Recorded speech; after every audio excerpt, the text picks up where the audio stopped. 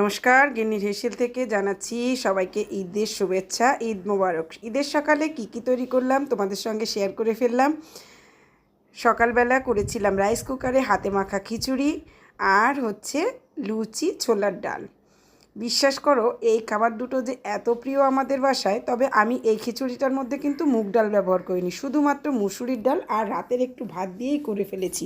আসলে লুচি আলুর দম করব, লুচি আর ছোলার ডাল করব, তো সেই জন্য ভাবলাম খিচুড়ি একটু অপশানটা রাখি, তাই আর নতুন করে চাল দিলে দেরি হবে ভেবে এই ভাতটা ছিল এটাই ব্যবহার করেছি।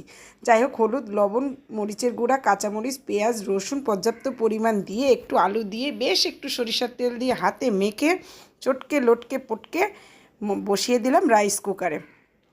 অল্প একটু জল দিয়েছি, কারণ ভাতটা তো আগেই হওয়া ছিল আর মুসুরের ডাল সেদ্ধ হতে একদমই সময় লাগে না, অল্প জলও লাগে, তাই আমি অল্প জল দিয়ে বসিয়ে দিলাম। এই যে খিচুড়ি রেডি।